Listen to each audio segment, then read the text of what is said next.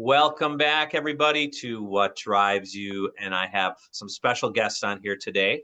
I'm co host Carl Bauer. We've got co host Stan Windhorn and a very special guest, Dave Moreno from California. Hey, So, hey, Dave, welcome. hey, nice to be here. Looking forward to this. I've known Stan Windhorn for a long, long time. Good guy, and recently have met you, and you seem like an awesome, honorable, integrity type of guy as well. So it's kind of people I like to know. Well, that is yet to be seen, but For sure. that's what we hope to do here. And the purpose of our show, and Stan's going to ask you a bunch of questions because he's known you so long, is really just to, you know, we want to tell stories that help people do better. They encourage people, they entertain people, or they educate people. So I think we might get a little bit of all that today, I hope. Cool. But I'm going to turn it over to Stan and then I'll come back. Obviously, I'm going to be here during the broadcast, but I'll come back at the end. We got some car questions for you, which is how the show originated. But man, I'm excited to hear about your adventure and your journey and all the different businesses you've been involved in. Because Stan just raves about you all around. So, Thank welcome. you. Good. Thank you. That is true. I have said many times that I want to be Dave Moreno when I grow up. But yeah, Dave and I have known each other for a long time. And Carl, the reason I thought he would be really good on the show is because we've had a lot of people who have either been in sales or entrepreneurs, and Dave has really excelled at both of those. When I first met Dave, not only was he basically running a big Honda store in a dealership in Southern California, South Orange County, but he was also at the same time owned and ran a very successful Italian restaurant called Spasso's. Man, do I miss Spasso's. That food was good. Yeah, some good food. But that's how we first met, actually. So, Dave, I'm just going to start with how in the world did you have enough energy to be able to full time at a car dealership, which everybody in the business knows is a lot of work and a lot of hours, and then leave there and go, run the restaurant with your beautiful wife Tanya? Thank you, Stan. I'll let her know you said that. I think we met at Spasso's though, right? Zapcom Yeah, or yeah. It was and so that's where we a first met business though, right? Or no? opportunity that didn't necessarily work out all that great. But listen, that's the way business works. Some of them win, some of them lose. But we did actually meet at Spasso's the Yeah, first yeah. time. And we went from like a few people to filling up the restaurant on Monday nights.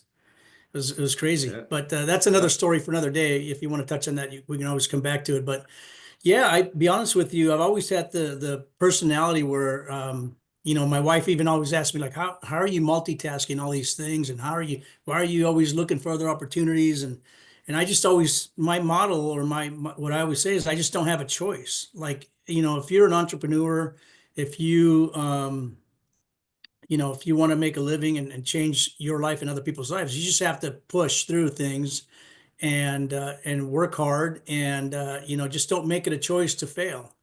And I think hard work and perseverance, not giving up on something, or and you may fail at the end, who knows, right? But most of the time you're going to make it and you're going to make it happen. But I think it's just one of those things where I've grown up. My mother raised three kids by herself, so we grew up with really no money. Go to Alpha Beta and steal some steaks if I wanted a steak.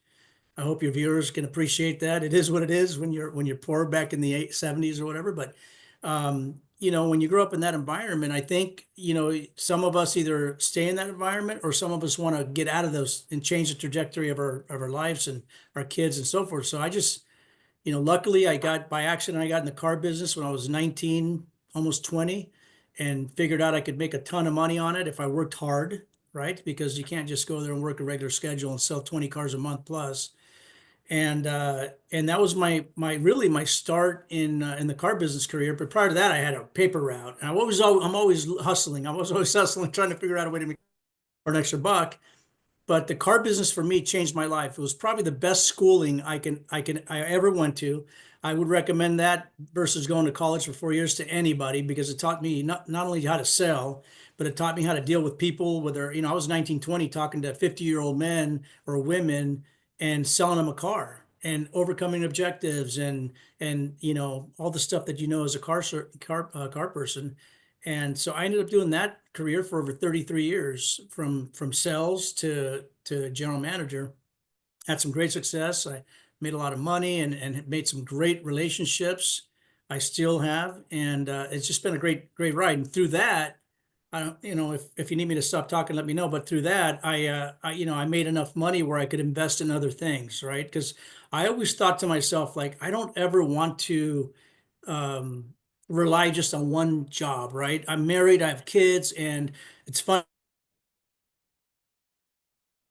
Car business. I was sitting there one time, and all of a sudden I saw a bunch of people walk in. It looked like a flock of eagles, like birds, like one guy at the front and three guys on each side, and they're walking right through, all briefcased up in the suits and everything. And I'm looking at them, going, "Wow!" And I had just gotten promoted to a closer, right? So I'm making pretty decent money back in the '80s. And so they walked by, and all of a sudden, like 30 minutes later, I see all the OEMs, the finance managers, and the sales managers all walking out, my original sales managers, and they're all walking out together by themselves. And I'm going, "Whoa, what just happened?" And they go, "Oh, they just got blown out. Somebody bought the store and brought in their own crew." I'm like, "What? What do you mean they just got blown? Don't they have families? Like, how do they make?" So early on, I learned that you can't rely on just one thing. And I think Right. it's important to have multiple streams of income. If one of them goes south on you, you have income coming in from something else. And I've never been a person to just sit and wait. You know what I mean? So, Yeah. anyways, I don't know if that was Well, the question you asked no, me, but that's yeah. that's great.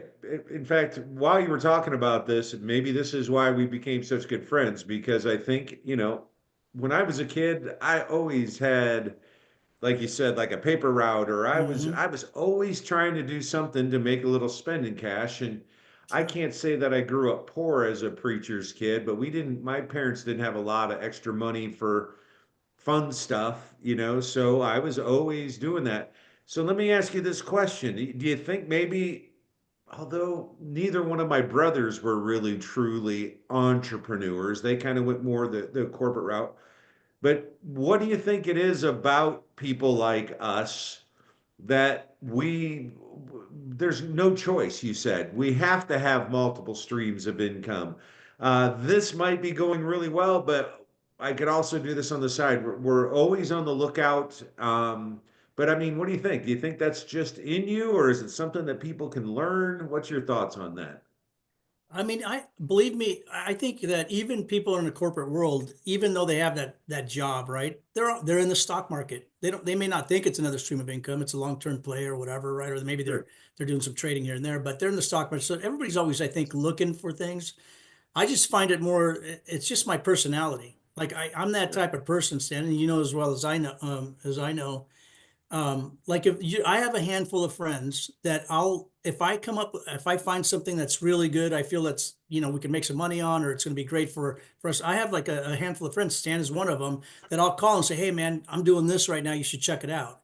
And those handful of friends usually will contact me with the same, and my mother said to me really at a young age, she said, "Hey, you always listen to whatever somebody's got to say. You don't have to buy or do everything, but listen to everything. You never know, right? Maybe it's a five, the lotto numbers across your lap, right? You don't know." Yeah. So I Yeah. don't care, I have that personality where I have people calling me all the time. "Oh, you got to check this out. You got to look at this," whether it's network marketing, because I've had some success in that. And the car business, people still call me up. "Hey, can you help me buy a car?" It's like, I don't charge them Yeah. anything. I just help them buy a car.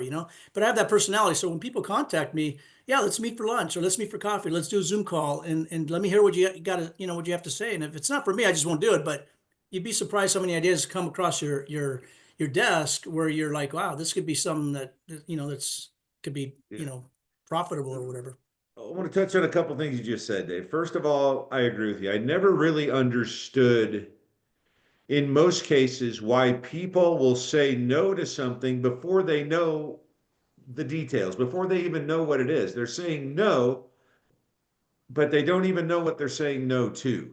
Right. And that, I think, maybe is one of the things that separates entrepreneurs is and I know this used to drive my ex-wife crazy because I was always, "Oh, what about this?" I would see something and go, "What if that could be improved on," or whatever. And most of the time, it went no further than that. But I think part of the secret to finding opportunities that end up working out is you got to be looking. Gotta you have an got to open be mind. aware. You got to be listening to what other people are doing and maybe figuring out ways to improve on it or whatever the case may be. And not everything. I don't know about you, David, but out of maybe 1,000 ideas that go through my brain, only a couple ever get any real investment of time or capital. Right. But you got to look through a lot of stuff to find the things that you feel are worth pursuing. Do you kind of go through that same thought process? Absolutely, because I think the probably the most important thing in your life is time. That's the one thing place. You can replace your ex-wife that was mad at you. You can replace a lot of things, right? But time is one thing you can't replace. So yeah, there's a lot of things that come across your plate. You got to kind of look through things here and there and see if there's some interest or something that maybe sparks your interest. And I think if you see something that maybe it's worth moving forward a little bit more, maybe do a little more research or whatever, right, and go from there. But you obviously can't do everything, right? Right, But right. I'm never going to say no to an idea. Like somebody wants to talk to me and show me their idea or opportunity, I'll always listen. At least give them the time, whether it's 30 minutes or an hour. Respect their time as well. But that's the only way, I think I'm really good at networking. You are too, Stan. I think that's one of my specialties is networking. Even if I don't do something, they may have told me about something that maybe didn't align with my interests or my expertise or whatever. It's always in my head. And if I meet somebody down the road or I'm talking to somebody around the road and they're, oh, look, we're looking for t-shirts for this company. I'm like, oh, my buddy's got a t-shirt company, right? So I'm always networking and plugging people in. And I think through that, you meet a lot of people alone, just the networking part, obviously. But Yeah. I want to touch on that a little bit too. And by the way, to bring Carl back into this, I think that's one of the things that's always impressed me about Carl is a relationship guy. He meets totally. people and he keeps those relationships going. And there's a lot of I times love him. I when want to cuddle. I mean, I want to cuddle with Carl. I love the guy. I have only he's met him on so camera, cute. but huh? Oh, he's like a big teddy But bear. But Dave, you hit something else that I think has always been one of the things that has impressed me about you is helping other people. You just seem to naturally have that, and I would say the same thing for you, Carl. Is I don't remember which salesperson said or motivational speaker, but they said you can have everything. I think it was Zig Ziglar. You can have everything you want in life if you help enough other people get what they want out of life. Right. I think Jesus said Uh, that. oh, that was Jesus. Yeah, he's just love on everybody, buddy. Love on everybody, help everybody out. It'll all come back to you tenfold. I think so, Okay. right, Carl? But Uh, I think it might have been Zig. I think you're right, Stan. Was Zig? No, Yeah. before yeah. Zig. Well, I think Zig may have taken it Yeah, from that and put I'm it just there. kidding. Anyway, by the way, for all the people listening here, look up some old Zig Ziglar stuff and just a So genuinely good. sweet guy and really some good life lessons, especially for salespeople, entrepreneurs, that kind of thing. Zig Ziglar, Yeah. old school guy. I think he's been passed away for a number of years now, but. Has he been? Yeah, I didn't know that. Anyway, so you really seem to like helping other people. And I'm going to go back to something that you said, Tanya, your wife had said that where do you find the energy, Dave? You are one of the most energetic people that I know. It seems like you get up in the morning. I just picture you like jumping out of bed and just hitting the ground running, which that is not me at all. But what do you attribute all the energy to? Clean living, working out every day. I don't know if I get up every day jumping out of bed, but I do get up. I usually have some things that I commit myself to and just to help myself. And I work out 5, 6 days a week. I do about an hour on the Stairmaster, then I do a body part. I don't go crazy in the gym, but just enough to get my day started. And I just think you have to eat and exercise and be healthy to keep that energy. I think when you eat a lot of junk and when you don't work out, your body's going to tell you, and you're not going to have the energy. You're not going to have the stamina to do things that you need to do. But I think a lot of it's that, and I have a drive. I mean, I'm 61. I still have that same drive that I had when I was 19, 20. That just I'm always trying to better myself. I'm always trying to, better people around me. You touched on, helping other people. I just feel like, and maybe that the car business taught me that when you're a sales, a closer, assistant manager, right? That's where you run a team of 5 or 6 people, right? And you train them, you manage them, you help them close deals, right? that little position there teaches you that if you don't teach and help them to be successful, you're not going to be successful, because I get paid on those salespeople selling, right? So if Yeah. I have 5, 6 salespeople making no money, I'm not making any money.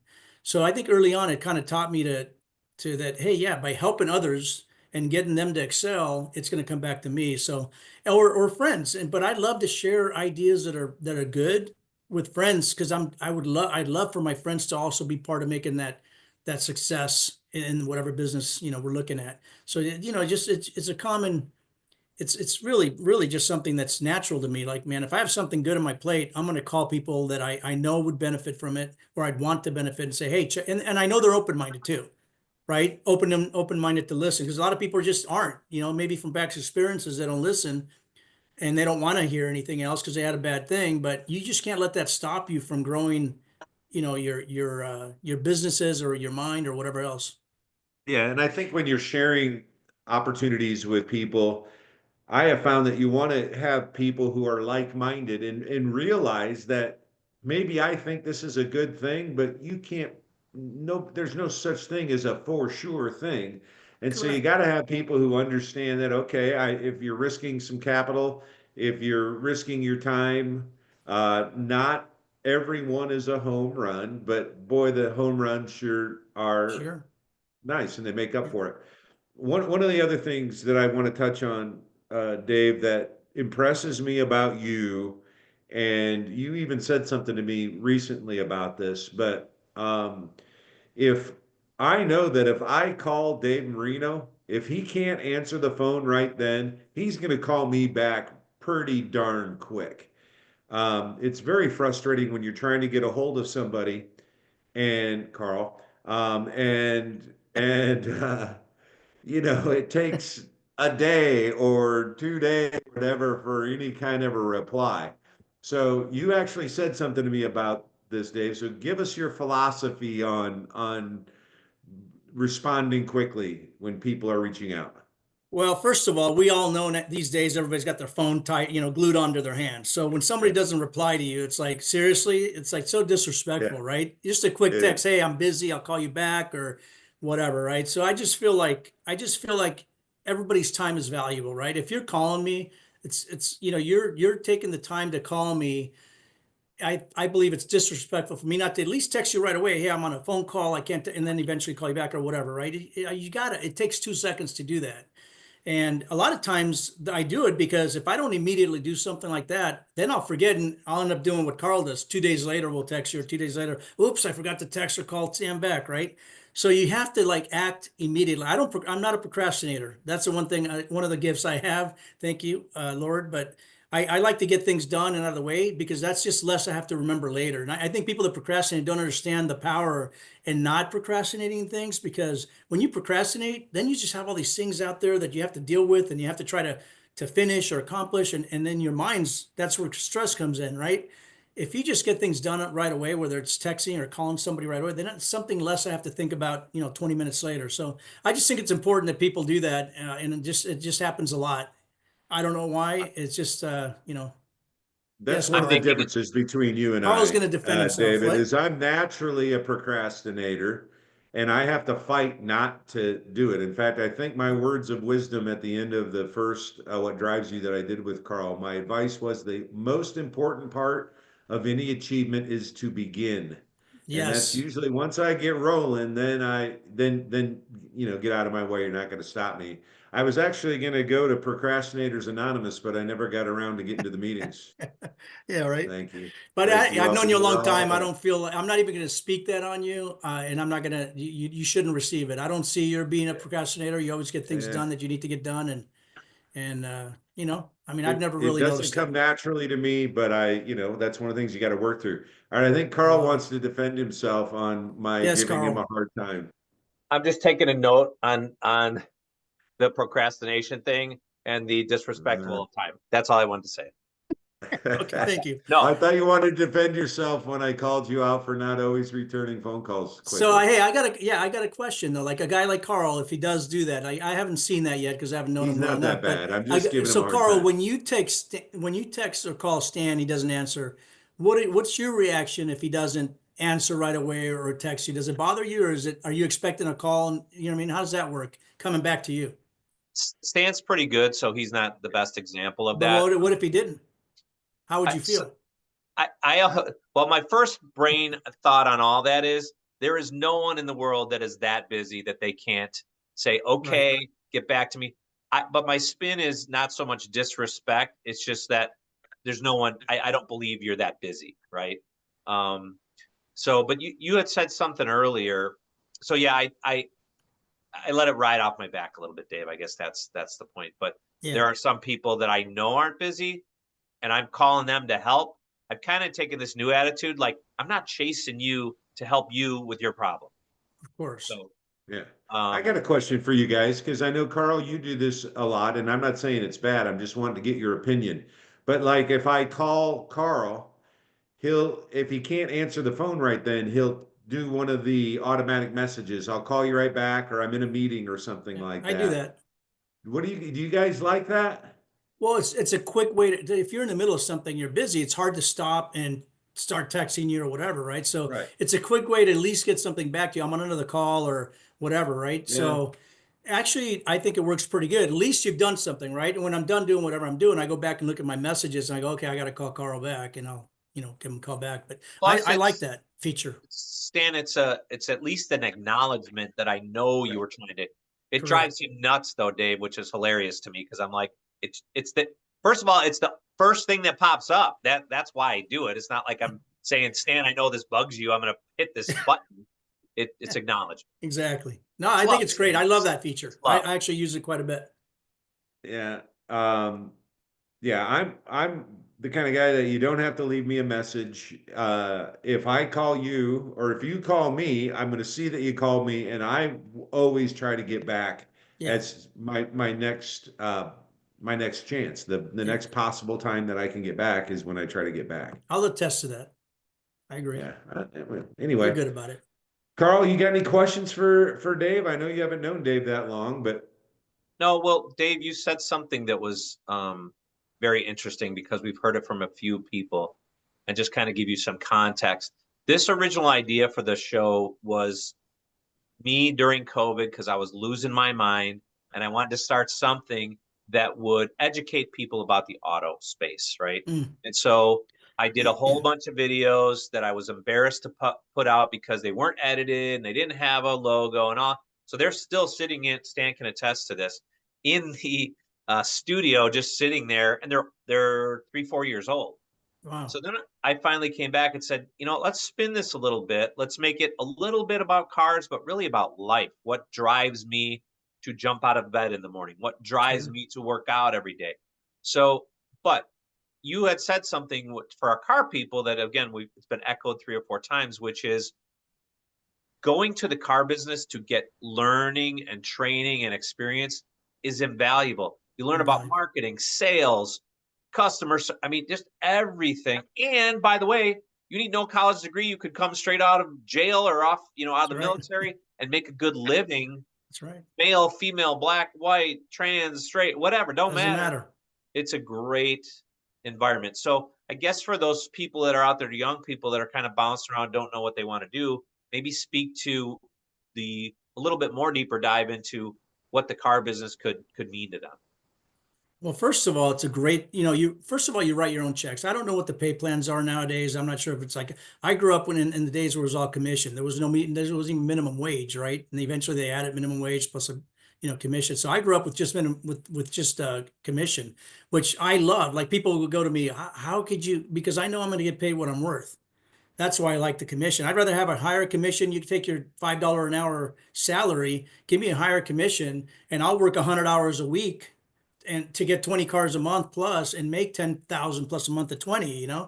So I just feel like for a young person, there's, like you just said, there's so much you learn, right? And through the car business, it's helped me on all these other businesses I've ever done, all these other ventures I've ever done. It's helped me negotiate contracts. It's helped me look at leases. It's helped me talk to people and negotiate deals. I'm not kidding. It's probably the best college you could ever go to.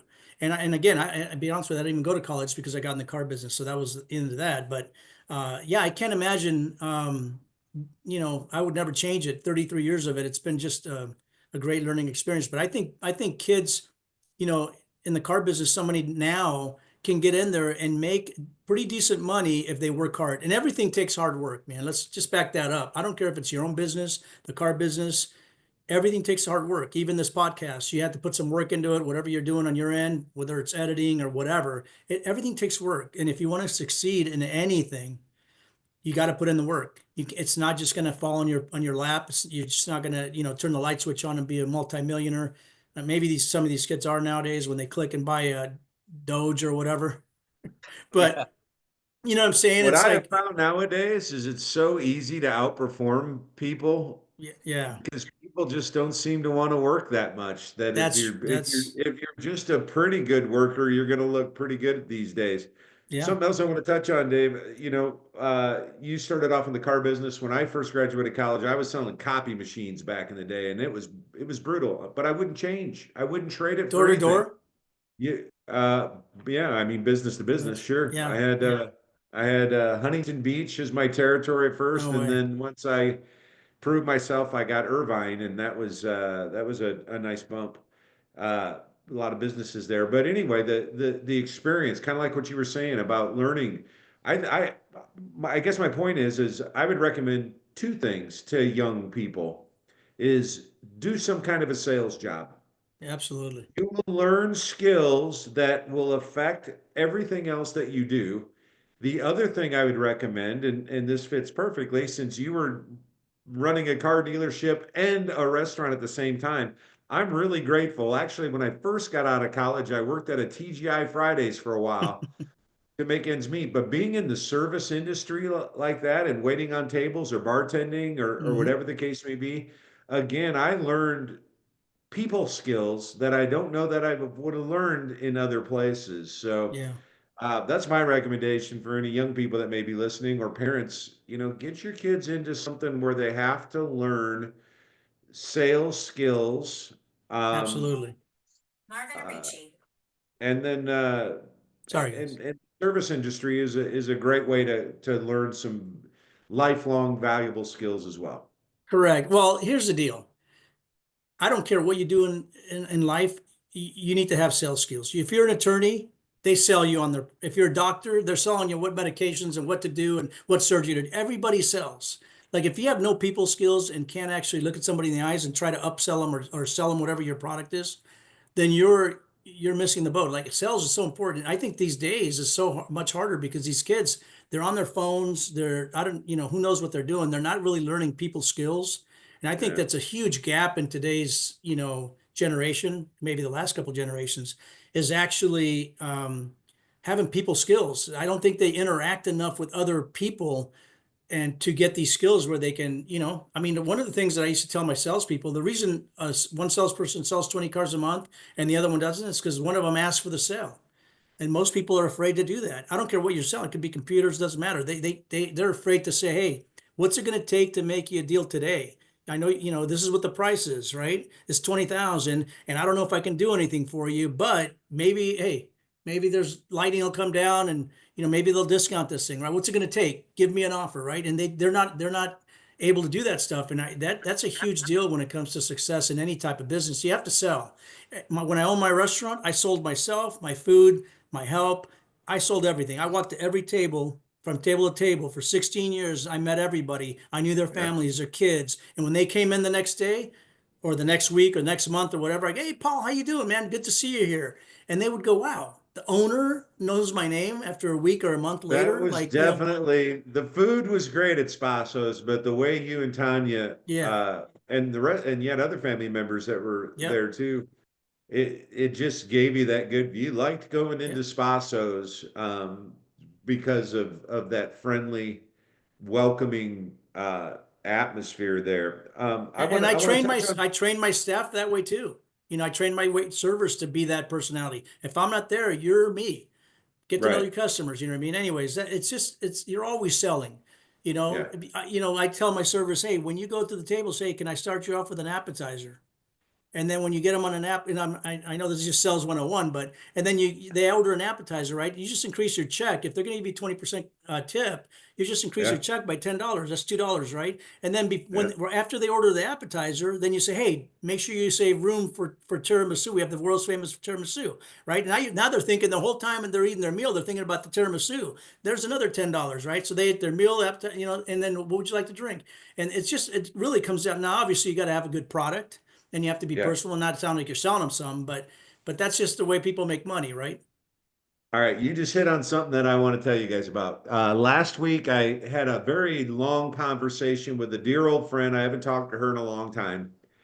And I think the conversation started off as she asked me why I wasn't with my old company of 13 years. And I just told her, I said, I can sell anything if I believe in the product. Right. In other words, I have to believe that it's a really good deal for the other person, or I can't do it. And that's kind of where I lost Or faith in value. the old company. And she goes, she goes, everything you've ever done, you've always seemed to really believe in it. And I'm like, shame on you if you're selling something that you don't believe in Right. is a good deal for the other product. And when I finally said, she goes, well, I would never want to be a salesperson. She's one of these people who looks at sales as a negative thing. And there are salespeople who have tarnished that Absolutely. reputation. But when I said this to her, I said, I believe that what a good salesperson does is leads people down a path to make a decision that's good for them. Absolutely. Yeah. And so you were just talking about how everybody needs to learn some sales skills. That doesn't mean you're taking advantage of people or selling something to them that isn't useful for them. It's the complete opposite Sure. of that, in my opinion. And that learning that skill, though, even if they're not in sales, but learning how to communicate and how to talk to people and what to say can help them in a job interview to Sure. be a paralegal somewhere, right? Or whatever, right? Because they're going to go in there and interview if they do that these days, and they're going to have to sell themselves. So you Yeah. have to have these basic skills that to go through life to be able to communicate. Communication with people is important. But I agree, Stan. I think it's all about value, right? If you feel you're giving them something for their dollar that's worth more, it's Sure. easy. It's an easy sell. You just Yeah. benefits, and that's you're selling the benefits, and anyways, you get my point. But Yeah. I Well, can't. Carl, do you have anything else that you want to ask Dave Yeah, before we I wrap things just up? kind of echoes, Dave, what you were saying about, asking for the sale. And I forget who told it to me, but it's emblazoned in my head. And I'm sure Stan reminded me of this too when we worked together is if you don't ask for the sale, you're not selling, you're just telling, right? So good if you're point. just telling me about a product or a service or whatever, and I'm like, okay, sounds good. No, what's holding you back? How can I, Right. you have to ask for the sale. Otherwise you're not selling. So Sure. that's one of the great things in the car business is I could tell you all about this car, the features, the benefits, all that stuff. But if I don't say, can I put you in this car today? Or what does it take to put you in this car? I'm not really selling. So Well, yeah, and what's funny is, and I used to tell my salespeople is you're gonna do a great job selling all this car, the features, benefits. You're gonna go do your walk around and sell them how great this vehicle is, and you forget that the most important thing is to ask for the sale. And that person's gonna go, hey, well, thank you very much. Let me get your card. I'll be back to see you. Right? How many of those have you gotten? And they leave, go to another dealership to check out a different place, and that person doesn't even have to sell the car. He's already sold on it, and all they have to do is say, hey, do you like the car? Let's go sit down and let's work the numbers out to make sense, see if it makes sense to you, right? And they sell the car because they just happen to ask for the sale. Somebody else did all the hard work. That happens all the time, and that can happen with anything in life, obviously. But yeah, it's what do you think? What do you pardon me? think for you, Dave, at this point at age 61? What drives you the most just to get rolling every day? Get off the Family, couch, get from my behind. family. Yeah, I think you come to a situation. I think in my 30s, 40s, maybe pushing 45. How much money can I make? What can I do? Can I drive $1,000 a month Escalade? My wife, the Gucci, I think that's a mindset you have at those in those seasons in your life. But I think you get to a point where like everything I've ever done is for my family. Like, I mean, really, it's not even about me. I love the challenge. I love to push. I love to try different things. I like to work, so it's natural for me, but the end result is really for my family, my kids, my grandkids, leave something for them or whatever. But I think at 61, that's even more, it's even more of a reason that I want to hustle and I want to, make things happen and just to leave something for my kids and so they don't grow up the way I grew up, right? I don't want them to not that my mother did anything wrong. She killed it. She was an awesome mother, but I don't want them to grow up the way I had to grow up, which is almost a bad thing, right? Because these kids get, they don't understand how things don't Yeah. just grow on trees, right? Uh-huh. But that's just the reality of it, right? That's what I do. I think what motivates me the most is my wife, my kids, and I always like a good challenge, so I Yeah. love to overcome things and I know it's going to sound corny, but in one of my earlier episodes, I said, for me, it's the three F's, right? It's faith, it's family, and then the yeah, freedom.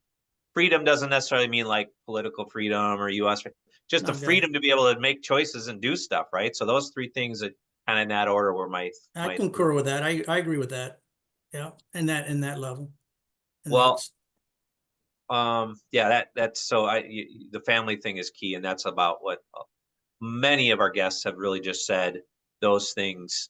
Family's been a key component, which is why we love hearing these stories to help people and do people better. I mean, part of why I originally went back to rebroadcasting and having Stan involved and my daughter, some other dear friends is I just want to get people off the freaking couch, right. do something. And so, what I'd like to do, because I want to be respectful of your time too. Stan, did you have anything else before I ask the rapid fire? I got one more thing to say, Okay. and it Oh, just it just did this, but the world is a crazy place right now, and the two guys that I'm on with right now, we don't see eye to eye on some things, especially politically. We don't necessarily agree on that, but it doesn't change the fact that we've got each other's back. We love each other. that's We're right. friends, and that's my message to the world right now, especially in the United States. Is I just it breaks my heart how divided everybody is because they have a difference of opinion. And Right. here's three guys who have a difference of opinion on some pretty important things, but it doesn't change our friendship or our respect for one another. And so I just wanted to throw that message in there. You said something, Carl, about freedom, and it just kind of got my brain rolling. Anyway, rapid fire your questions, and we'll wrap this thing up. Well, before I do that, it's interesting because, and I don't know what does this, and that's a whole nother conversation we could have for a different day. But it's like and I said this to Stan the other day, we agree on like 80% of things in life, Of course. foods, cars, relationship, and there's this 20% that somebody has twisted into this wedge Right. that we can blame the whole world on, but we have to sometimes just step back and go, all right, but 80% of this we agree on and love each other, Right. right? And we're none of us are perfect. That's kind of why we're here. We failed and learned and succeeded. But yeah, it's interesting. That's a great way to put it, Carl. Because when you think about it, I've heard of family members not talking because of politics, and it's like crazy. Your family, like 90% of it's family, right? The 10% you don't agree on, now you're not family. It's crazy that that even happens. But I agree, Stan. I think that people should be able to talk about things and disagree and not hate each other or not talk to Sure. somebody for it. And at the end of the day, my beliefs politically and your beliefs politically, that's all they are is beliefs. At the end of the day, these guys are going to do what they're going to do. And it's not really going to affect me. I'm still going to have to get up in the morning and worry about my little circle of influence, my wife, my kids, my friends that I relate to on a daily or whatever weekly basis. And that's really all I can control. That's all really. So whatever happens is irrelevant. Yeah, do I want things to get better for the US and the world and people, excel and have food and not be homeless and all that? Of course. I think that's a thing that we all share, right? But it's the Yeah. way the government spins things on how they want things and how they want things. And so we believe in that. But at the end of the day, it doesn't matter. What matters is that we all stick together and continue to love on people. And that you were talking about, I'm 61. Another motivation for me to make, money and be successful is the wife and I, our whole thing now is living modestly. We don't have to have the big house anymore. We don't have to have the Escalades. We don't have to have any of that stuff, the sports cars. I don't care what I drive. I want to be able to travel and I want to be able to help people. That's what I want to do moving forward with my life. So everything I make, I'm tithing a lot to my church, Plug Oceans Church in Irvine, awesome church. They're doing Baptize America, Baptize California. Churches throughout the U.S. will be involved coming up. It's great for baptisms, but that's a plug.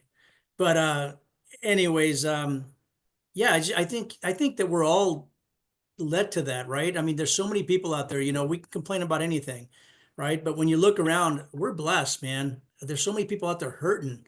It was freezing last night. I was thinking, man, there's people out there homeless, sleeping on the streets, and it's 68 to 60. It's freezing, and it's raining and stuff, and you just feel your heart, man. It's horrible, and we should not have that in this world. There's just so much money out there that should not be allowed. But anyways, that's How do you really feel about 68 degrees when you live in Chicago, Carl? oh, that's nice. Nope, no comment. That's toasty warm. But Hey, I just want you guys to know that the 20% of stuff that we don't agree on, I completely respect your guys' right to be completely wrong. I really do. I No, I respect agree. it. Yeah, Thank you. that's his problem right there, Carl. So just so you know, public, millions of people are going to watch this video. Just so you know, there's 2 against 1. So 2 of us believe one way, which what's the saying? It's what's the saying? When not everybody can be wrong. How can everybody be wrong? But there's 2 of us, one of his. So obviously there's a gap in there. I forgot what I the gotcha. All right. common. right, What's the here's our- common? No, what's the common denominator? That's what it is. common denominator. Yep. Right. That's So I think it. me and That's Carl are thinking, we're probably right, but that's okay. It doesn't matter. If my I daughter love was it. on here though, instead of you, Dave, I'd be outnumbered. So anyway, you never know. Well, All right, so here's the rapid you got to fire. teach her about economics. She That's doesn't true. know any. So take a breath, take a sip. Here we go. What was your first car you ever owned? First car, 1963 VW bus.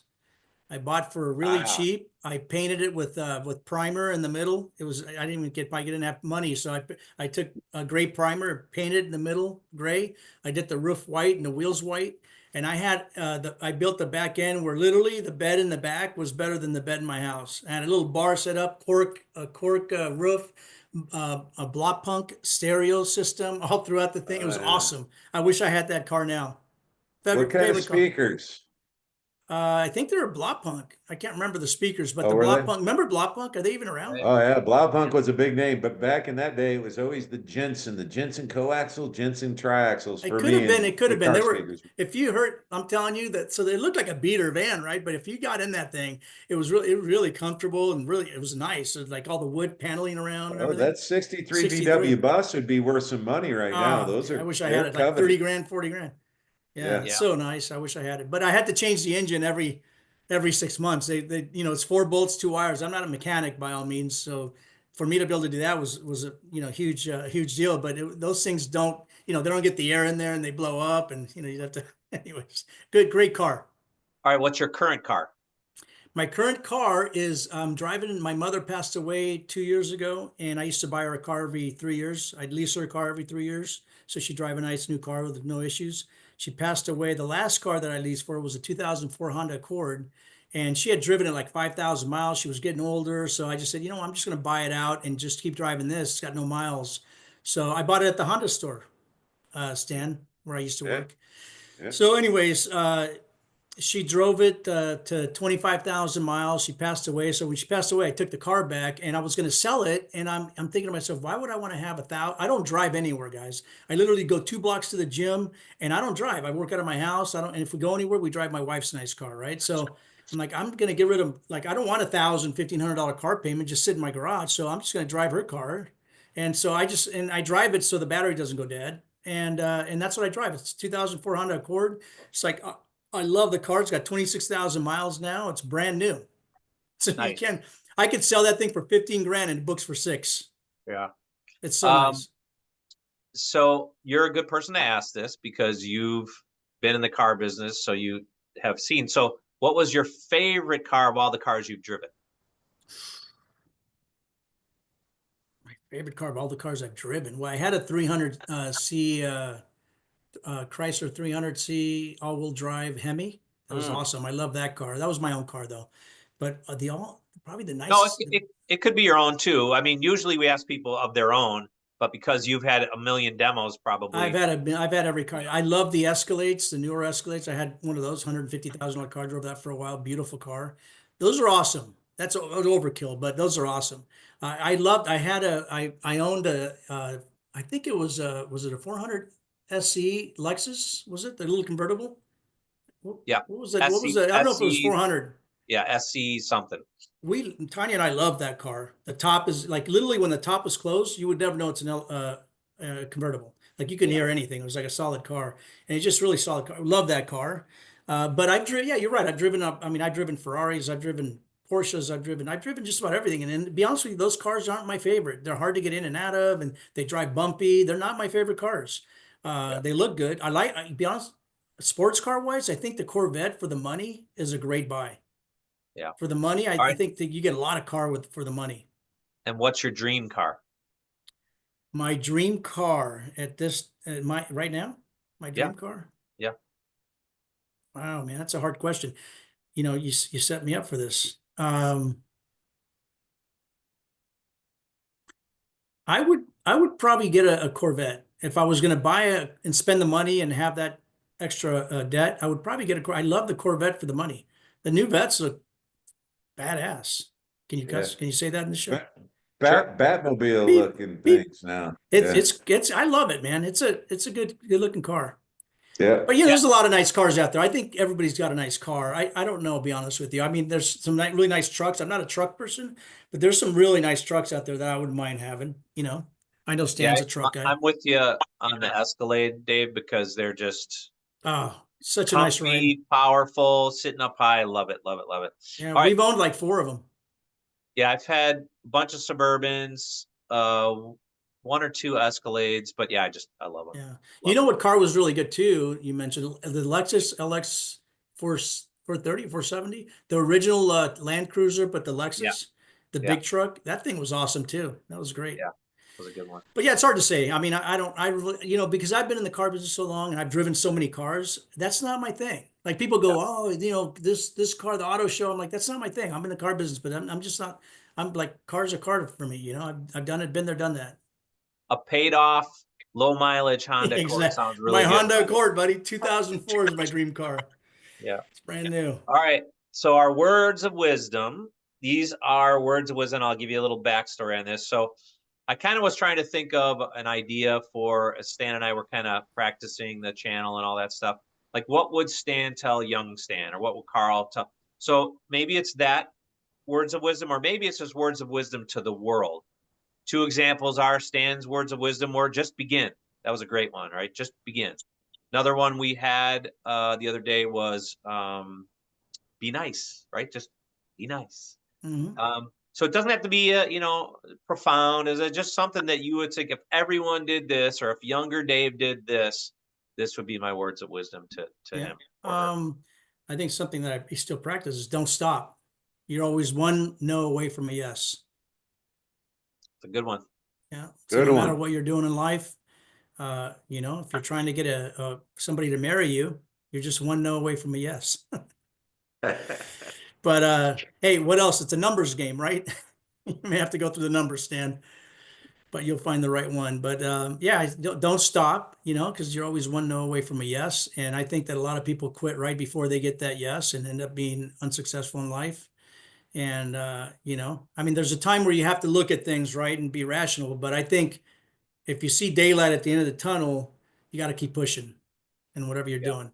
Hence the business I'm in now. It's been a rough 3 years, man. It's like we've been throwing everything you can think of to deter us from this business, and we're just starting to get back up and pick up on it. But it's been tough. But you can either give up and go start something new and all over again, or just keep pushing on something you believe in and you believe you can help people at the same time. And that was the reason I got into it to begin with.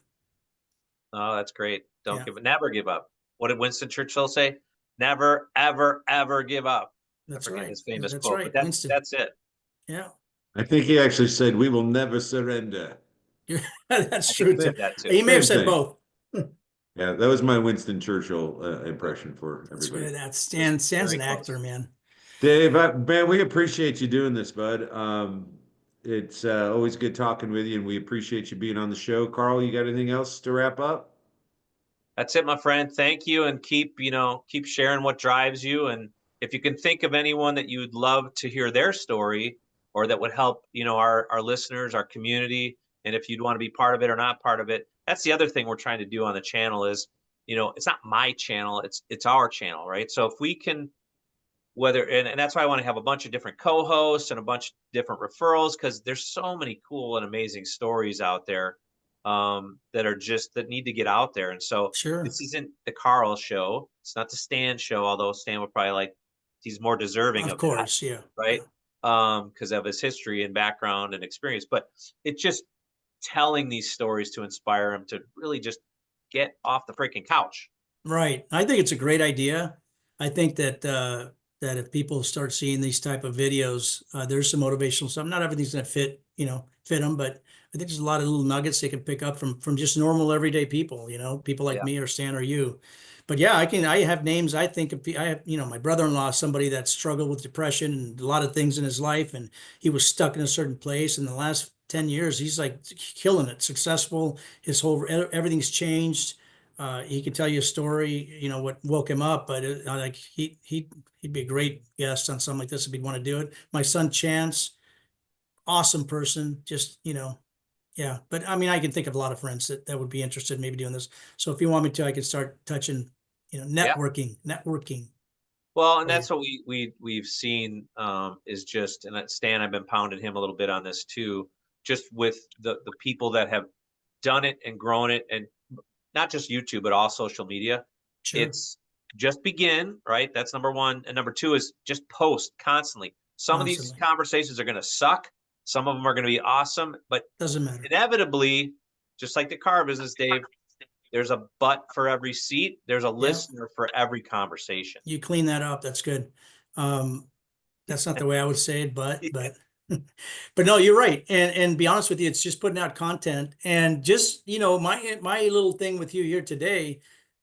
Maybe a bunch of people won't like it, but there may be that one person that sees it and gets a nugget out of it and could change his life, and that's all really we care about. Is one person at a time. And yeah, I hope that it. I hope that it helps somebody out there get off their couch, like you said, and try to excel in whatever they're doing. Yeah.